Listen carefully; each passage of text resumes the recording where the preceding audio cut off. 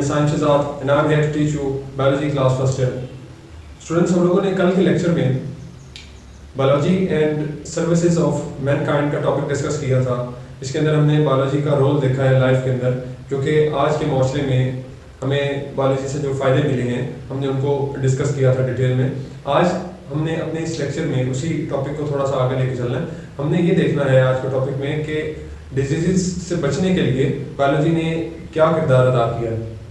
तो आज हमारा टॉपिक है डिजीज़ कंट्रोल।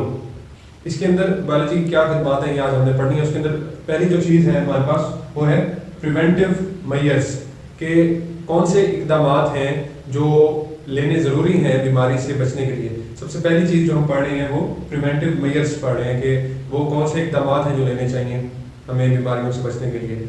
इसमें हमारे इस टॉपिक के अंदर एक दो मेन जो डिजीज़ हैं उनका जिक्र किया गया है, लेकिन इससे पहले ये बात बताई गई है कि साइंटिस्ट ने हमें ये गाइड किया है कि हमें इस बात से आगाह किया है कि कौन से मोड ऑफ ट्रांसमिशन है डिजीज़ के और कौन से कॉजेटिव एजेंट्स हैं जो डिजीज़ को ट्रांसफ़र करते हैं from one person to other, या एक जो इंसान है उसको जो बीमारी हो रही है वो उसका कॉज क्या है उस बीमारी का और वो कैसे ट्रांसमिट हो रही है उस पर्सन के अंदर।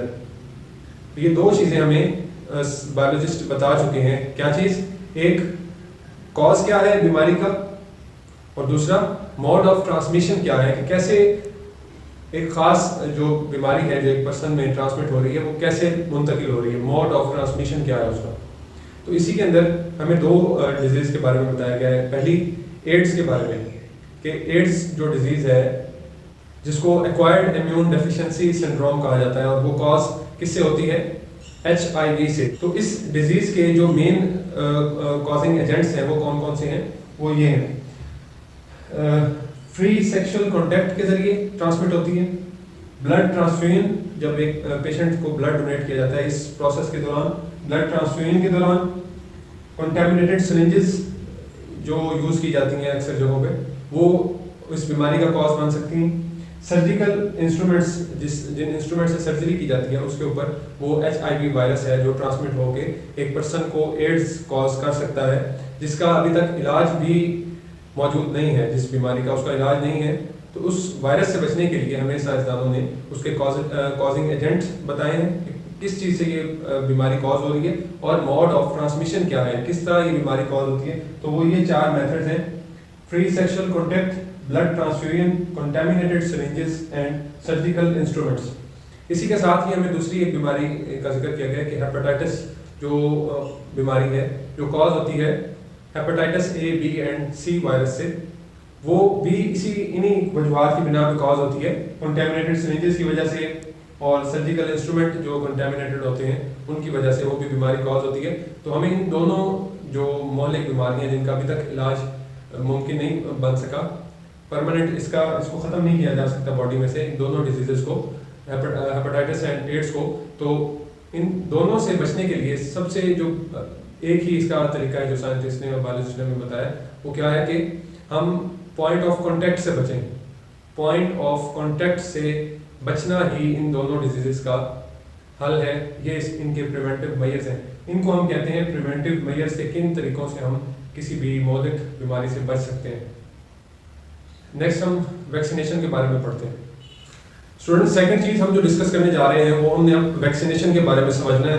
वैक्सीनेशन और इम्यूनाइजेशन, ये वैक्सीनेशन और इम्यूनाइजेशन का एक ही मतलब है। इसका मतलब ये है कि साइंटिस्ट ने वैक्सीनेशन जो दरियाफ्त की थी, जो एडवर्ड जेनर थे, उन्होंने 1796 में काउपस, जिसको लैटिन वर्ड में वैका कहा जाता है, तो उन्होंने इस तरह ये वैक्सीन 1796 में दरियाफ्त हुई। और ये होती क्या है वैक्सीनेशन? इसके अंदर ऐसा मटेरियल यूज़ होता है जो माइक्रो ऑर्गेनिजम्स के डेड सेल्स या उनके प्रोटीन पार्ट को इनोकुलेट किया जाता है किसी ऑर्गेनिज्म के अंदर, ताकि उसकी इम्यूनिटी इंक्रीज हो सके। जब उसकी इम्यूनिटी इंक्रीज होती है तो वो स्पेसिफिक डिजीज से बचता है। ये एक प्रोसीजर है जिसके तहत मुख्तलिफ बीमारियों से बचा जाता है, जिसको हम वैक्सीनेशन और इम्यूनाइजेशन कहते हैं। इसके अंदर हमारी कुछ हमें डिजीज बताई गई हैं जिनसे हम बिल्कुल छुटकारा हासिल कर लेते हैं जब हम वैक्सीनेशन उनकी कर देते हैं। तो वो कौन कौन सी हैं? पोलियो, वोपिंग कॉफ, ये वोपिंग कॉफ क्या है? ये ऐसी इन्फेक्शन है रेस्पिरेटरी ट्रैक्ट के अंदर, जिसमें जब एक इंसान उसका शिकार होता है तो उसको ब्रीदिंग में मुश्किल होती है, उसको सांस मुश्किल से आता है। मीजल्स है एंड मम्स है। मीजल्स क्या है? मीजल्स खसरे को कहते हैं, जिसके अंदर छोटे छोटे दाने पूरे जिस्म पे निकलते हैं। एंड मम्स है जो हमारे ये जो ग्लैंड्स हैं, सिलेवरी ग्लैंड्स, ये सूज जाते हैं इस डिजीज के अंदर, और ये बहुत खतरनाक डिजीज है जिनको हमने साइंटिस्ट ने, जिनको बायोलॉजिस्ट ने वैक्सीनेशन के थ्रू कंट्रोल कर लिया है।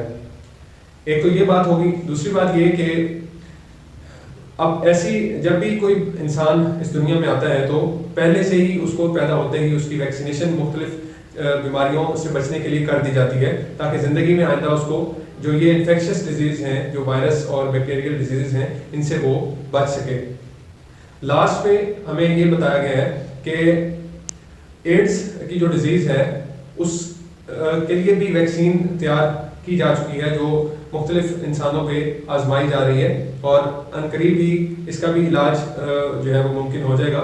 और बहुत सी जो कोशिशें हैं वो की जा रही हैं कि वैक्सीन जो है उसको तैयार किया जाए मुख्तलिफ बीमारियों के खिलाफ काम करने के लिए। और एक बात और कि स्मॉल पॉक्स जो है उसको ये कहा जा रहा है कि बिल्कुल एलिमिनेट हो चुकी है दुनिया से इस वैक्सीनेशन की वजह से।